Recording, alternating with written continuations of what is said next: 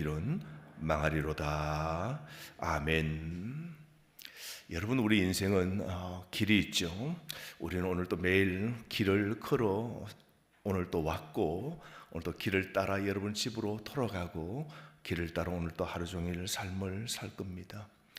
우리가 말을 하면서 걷고, 우리가 선택을 하면서 걷고, 우리가 생각을 하면서 그렇게 걸어가고 있습니다. 인생을 살다 보면 누군가의 말을 따라 걷고, 또 무언가를 믿으면서 우리가 걷고, 또 어떤 자리를 향해서 우리가 걸어가고 있습니다. 그런데 여러분, 중요한 것은 이것입니다. 모든 길은 같은 목적지로 가지는 않습니다. 편해 보이는 길이 있습니다. 아주 편한 길이 있습니다. 쉬워 보이는 길이 있습니다. 사람들이 많이 가는 길이 있습니다. 지금은 당장 손에 보지 않는 것처럼 보이는 길도 있습니다. 하지만 그 길 끝은 그것이 생명인지 아니면 멸망인지 우리는 반드시 보아야 됩니다. 오늘 이 시편 1편은 시편 전체의 문을 여는 말씀과 같습니다. 이 말씀은 우리에게 아주 근본적인 질문을 던집니다. 너는 지금 어디에 있는가? 너는 누구의 말을 듣고 있는가? 너는 무엇을 즐기고 있는가? 너는 나무처럼 살고 있느냐? 아니면 바람에 날아가는 겨처럼 그렇게 살고 있느냐? 여러분, 시편 1편은 단순히 착하게 살라는 말씀이 아닙니다. 그래서 도덕적 교훈 정도 아닙니다. 하나님 앞에서 우리 인생은 둘로 나누어짐을 우리에게 말씀하고 있는 겁니다. 그 하나는 의인의 길이고 다른 하나는 악인의 길이 있습니다. 더 쉽게 말하면 말씀에 뿌리 내린 길이 있고 바람에 날려가는 길, 그런 삶이 있다는 겁니다. 하나님이 인정하시는 길이 있고 결국 망하는 길이 있는 겁니다. 자, 오늘 본문 1절 말씀 잘 아시지만 한번 함께 보실까요? 복 있는 사람은 악인들의 꾀를 따르지 아니하며 죄인들의 길에 서지 아니하며 오만한 자들의 자리에 앉지 아니하고. 시편 1편은 복 있는 사람으로 시작합니다. 성경이 말하는 복은 여러분 단순히 일이 잘 풀리는 것 말하지 않습니다. 돈이 많아지는 것도 말하지 않습니다. 사람들에게 인정받는 것도 아닙니다. 성경이 말하는 복은요, 하나님과의 바른 관계에 있는 겁니다. 하나님이 기뻐하시는 길에 서 있는 것, 그게 복이라고 그럽니다. 하나님이 인정하시는 인생으로 사는 것, 그게 성경이 말하는 복입니다.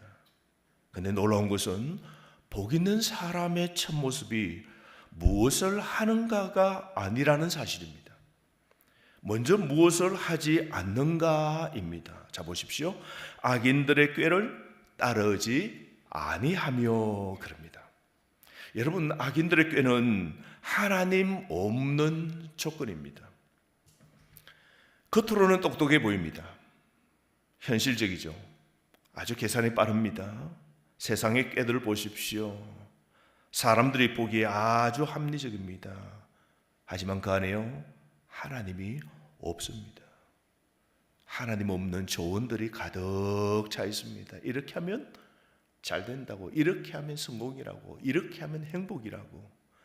하나님이 그 안에 조건 없습니다. 하나님의 조언이 하나도 없습니다. 그 정도는 괜찮아. 남들도 다 그렇게 해. 정직하게 살면 손해봐. 용서하면 너가 지는 거야. 하나님 말씀대로 살면 너무 답답해. 여러분, 이것이 바로 악의를 깹니다. 하나님 없는 지혜죠. 십자가 없는 판단입니다. 말씀이 없는 현실 감각입니다. 이어서 말합니다. 죄인들의 길에 서지 아니하며. 처음에는 꾀를 들었습니다. 그런데 그 꾀를 계속 들으면 어떻게 해요? 길에 서게 됩니다. 생각은 여러분의 행동이 됩니다. 조언이 습관이 됩니다. 한 번의 타협이 삶의 방향이 됩니다. 그리고 마지막에는 이렇게 됩니다. 오만한 자들의 자리에 앉지 아니하고. 이 무슨 뜻입니까? 이제는 앉습니다. 익숙해집니다. 편안해집니다. 죄가 더 이상 낯설지 않습니다. 하나님을 두려워하지 않습니다. 그리고 말씀을 우습게 봅니다. 여기 가만히 보면 아주 무서운 진행이 계속되죠. 처음에는 어떻게 해요? 듣습니다. 따릅니다. 그러다가 어떻게 해요? 씁니다. 그리고 어떻게 해요? 안 씁니다. 악인의 꾀가 처음에는 작은 생각처럼 들어옵니다. 그러나 그 생각을 붙들면 길이 됩니다. 그 길에 오래 서 있으면 자리가 됩니다.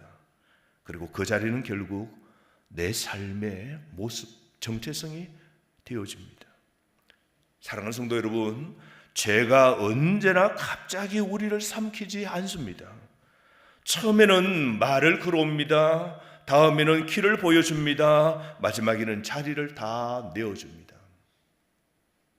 여러분 보십시오. 우리가 살다 보면 처음에는 누군가에 대한 불평을 우리가 듣게 됩니다. 그 사람 원래 그래. 그 사람 조심해야 돼. 그 사람 믿을 사람 못 돼. 그 사람 다 거짓말이야. 처음에는 그냥 듣습니다. 그냥 우리가 자꾸 듣습니다. 자꾸 듣다 보면 우리 마음이 어떻게 돼요? 기울어집니다. 그 사람이 착한 그 사람이 악한 사람의 말을 따라 어떻게 해요? 그렇게 믿겨집니다. 그렇게 그 사람이 보여줍니다. 그 다음에는 나도 그 사람을 피합니다. 나도 말에 동참합니다. 나중에는 판단하는 자리에 떡 앉아 있는 겁니다. 기도하는 사람이 아니라 비판하는 사람이 되어져 버리는 것이죠. 처음에 시작은 아주 작은 말이었습니다. 그러나 나중에는 내 마음의 자리가 어떻게 해요? 영 잘못된 자리에 턱 앉아 비판하는 자리에 거기에 앉아 있게 되는 것이죠. 그러므로 여러분, 복 있는 사람은 거절할 줄 알아야 됩니다. 듣지 말아야 할 말을 듣지 않아야 됩니다. 서지 말아야 할 길에 서지 않아야 됩니다. 앉지 말아야 될 자리에 앉지 말아야 됩니다. 우리 계획주의 신앙은 무엇입니까? 우리 인간은 전적으로 부패했다는 걸 믿습니다. 사람의 그 본성은 하나님께 기울어져 있지 않습니다. 사람의 본성은 항상 죄에 기울어져 있습니다.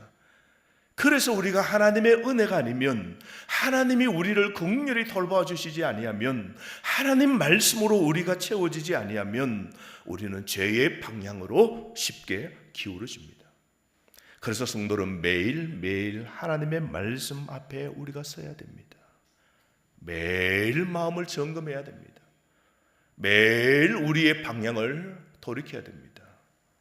사랑하는 성도 여러분, 오늘 내 마음을 움직이는 조언이 무엇인지 여러분 점검하십시오. 내가 자주 듣는 말이 나를 하나님께 가까이 가게 합니까? 아니면 하나님 없이 살게 합니까? 7월 한 달, 오늘 월삭기도로 나왔습니다. 끊어야 될 대화가 있다면 여러분 끊으십시오. 피해야 될 자리가 있다면 피하십시오. 멈춰야 될 길이 있다면 지금 멈추십시오. 복 있는 사람은 모든 것을 경험하는 사람이 아닙니다. 복 있는 사람은 하나님 앞에서 거절할 것을 거절하는 사람입니다. 이어서 여러분 2절 말씀 보실까요? 2절 말씀 다 함께 시작. 오직 여호와의 율법을 즐거워하여 그의 율법을 주야로 묵상하는도다. 1절이 여러분 거절이라면 2절은 갈망입니다. 성경은 단지 죄를 피하라고만 말씀하지 않습니다. 더 좋은 것을 붙들라고 말씀하죠. 무엇을 붙들어야 됩니까? 오직 여호와의 율법을 즐거워합니다. 오직 여호와의 율법.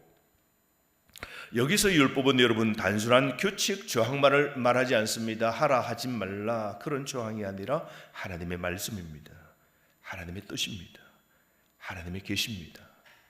하나님이 자기 백성에게 주신 생명의 길입니다. 그 여호와의 율법, 그 하나님의 말씀, 그 하나님의 계시, 그 하나님의 뜻. 그래서 복 있는 사람은 말씀을 의무로 대하지 않습니다. 말씀을 어떻게 해요? 즐거워하는 겁니다. 여러분, 치를 한 달 정말 말씀을 의무적으로 읽는 것 넘어서 말씀을 즐거워하는 그런 7월달로 채우는 여러분 되시기를 바랍니다. 물론 여러분, 처음부터 즐거워 되어질 수는 없는 겁니다. 처음에는 읽기도 좀 힘들고 그럴 수 있어요. 의무감으로 시작할 수 있습니다. 성경을 펼쳤는데 마음이 무거울 때가 있죠. 읽어도 들어오지 않을 때가 있습니다. 기도하려고 앉았는데 기도가 잘 되지 않을 때도 여러분 있지 않습니까? 그러나 말씀을 사랑하는 사람은 다시 돌아옵니다. 말씀이 주는 그 즐거움 앞에 다시 서게 됩니다. 왜요? 왜 그렇습니까? 말씀이 나를 살리는 줄 알기 때문입니다. 말씀이 내 길을 밝힐 줄 알기 때문입니다. 말씀이 내 마음의 거짓을 털어내고 나를 그리스도에게로 이끄는 줄 알기 때문입니다. 그렇게 말씀을 즐거워하게 되어 있는 것이죠. 이어 말씀합니다. 그의 율법을 주야로 묵상하는도다. 여러분, 묵상이라는 것은 읽고 딱 끝내는 것 아닙니다. 그 읽고 깨달았던 말씀을, 성경을 덮고 이제 일어서 움직이면서 산책을 하면서 누구를 만날 때도, 운전할 때도 아침에 그 묵상했던 그 깨달았던 말씀을 어떻게요? 마음에 머물게 하는 겁니다. 되새기는 것이죠. 말씀이 내 생각을 지배하도록, 말씀이 내 생각을 이끌도록 하는 것, 묵상입니다. 주야로 말씀을 묵상하던도다. 소 보십시오. 소가 풀을 먹고 어떻게 합니까? 다 먼저 먹고 난 다음에 밥통이 4개잖아요. 위가 4개잖아요. 다 집어넣고 다시 끄집어내고 다시 되새김질하고 다시 넣습니다. 소는 그렇게 해서 다 빨리 먹고 앉아서 이제는 끄집어내고 씹고 다시 넣고 끄집어내고 씹고 다시 넣고 합니다. 종일 그러죠. 그래서 소가 앉아있을 때 침을 질질 흘리잖아요. 끄집어낸 걸 다시 다 씹고 뜯고 맛보고 집어넣고. 여러분, 성도는 말씀을 이렇게 되새김질해야 됩니다. 아침 읽은 그 말씀이 우리 낮의 인생의 바른 길을 선택하게 하는 겁니다. 낮에 붙던 그 말씀이 저녁에 후회하지 않도록 만드는 겁니다. 밤에 묵상하는 그 말씀이 다음 날의 길을 열어주게 되는 겁니다. 말씀을 묵상한다는 것은 이런 것입니다. 주님, 오늘 이 말씀이 오늘 내 말투를 바뀌게 하옵소서. 주님, 오늘 이 말씀이 오늘 내 분노를 멈추게 하옵소서. 주님, 제가 방금 깨달았던 이 말씀으로 오늘 내 욕심을 꺾게 하옵소서. 주님, 이 말씀이 오늘 내 선택의 기준이 되게 하옵소서. 여기서 여러분, 우리는 복음의 핵심을 보게 됩니다. 시편 1편의 말씀, 이 말하는 완전한 복 있는 사람, 완전한 복 있는 사람은 누구일까요?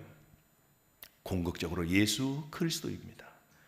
예수님은 악인의 길을 따르지 않았습니다. 죄인의 길에 서지 않았습니다. 오만한 자리에 앉지 않으셨습니다. 예수님은 하나님의 말씀을 완전히 사랑하셨고 완전히 순종하신 겁니다.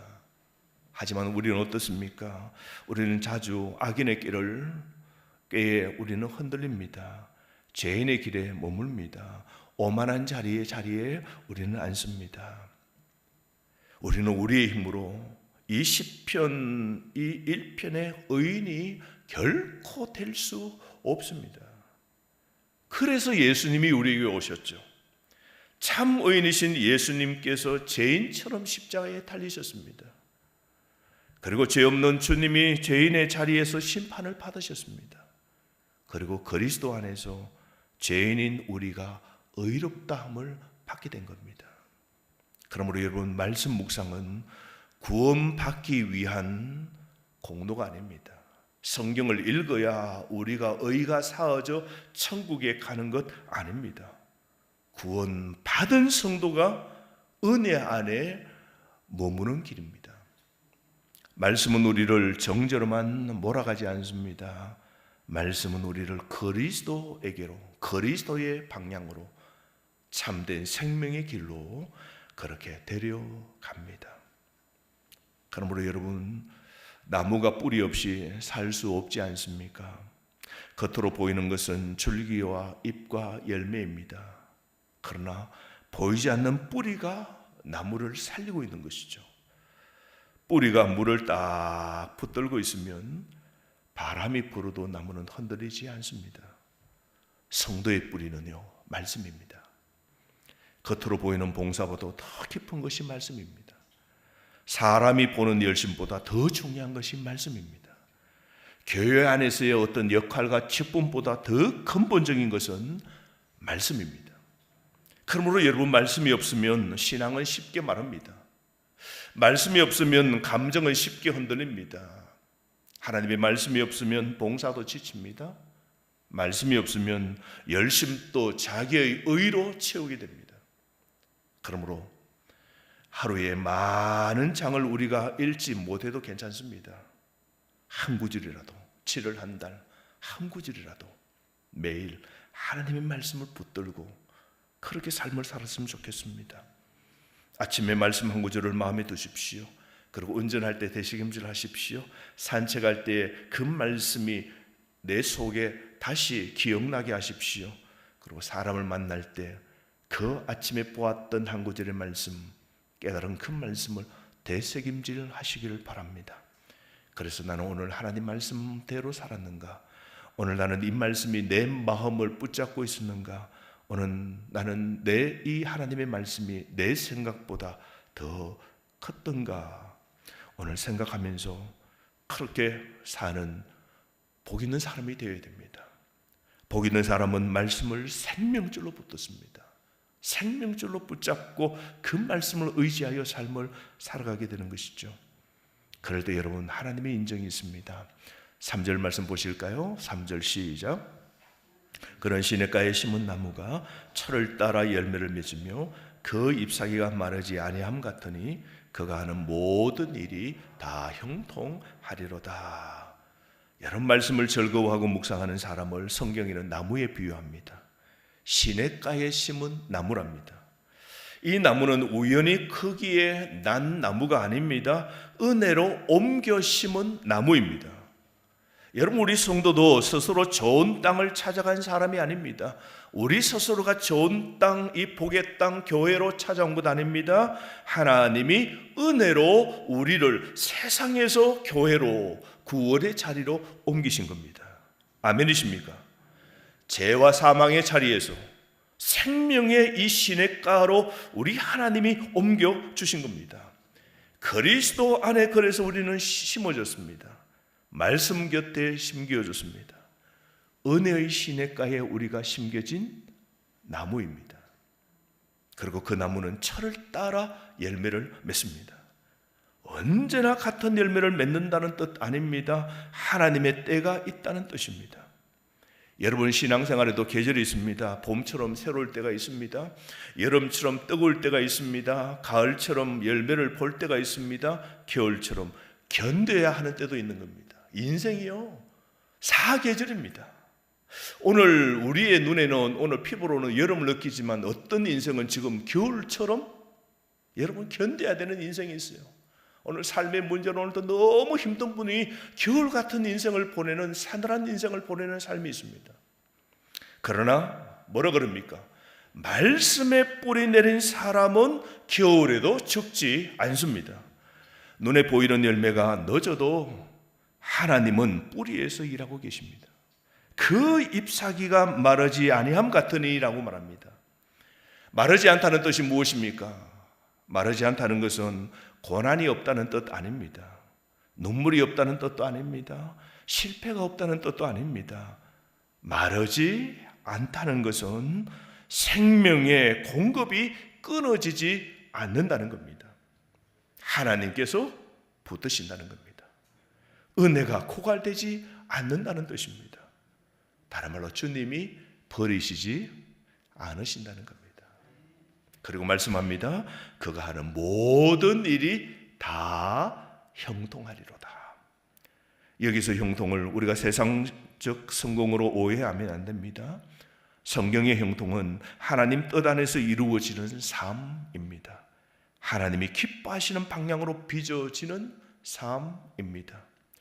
때로는 손해를 보아도 그 손해 속에 믿음이 자라는 것이 형통입니다. 때로는 기다려야 해도 그 기다림 속에 순종이 깊어지는 것이 여러분 형통입니다. 때로는 막히는 그 길처럼 답답해 보이고 인생이 너무 어렵고 지금 힘들어도 그 길에 하나님을 더 깊이 아는 것이 형통입니다. 그럴 때 악인은 어떻습니까? 4절 말씀, 악인들은 그렇지 아니하며 오직 바람에 나는 겨와 같다. 겨는 가볍습니다. 겨는 뿌리가 없어요. 겨는 열매가 없는 쭉쭉입니다. 바람이 불면 다 날아가 버립니다. 겉보기 아주 자유롭게 보입니다. 아주 멋지게 사는 것 같아요. 멋지게 자유롭게 그렇게 행복하게 사는 것처럼 보입니다. 어디든지 갈 수 있는 것처럼 보입니다. 하지만 사실 붙들린 것이 없는 겁니다. 방향이 없습니다. 무게가 없는 것입니다. 여러분, 이게 바로 하나님 없는 인생입니다. 하나님이 없는 인생은 우리 보기에 자유롭고 헐헐 나는 것 같고 그렇게 멋있어 보이지만 방향이 없고 무게가 없고 결국은요, 끝은 다 아궁이 속으로 들어가게 되는 것이죠. 그러나 여러분, 말씀의 뿌리를 내린 성도는 다릅니다.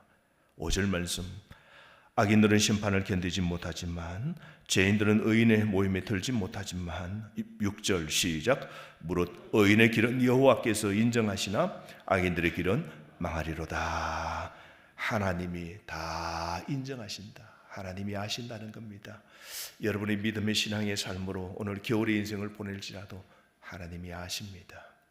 오늘 말씀을 붙잡고 살려고 노력하는 것 하나님이 아신답니다. 하나님이 인정하신답니다.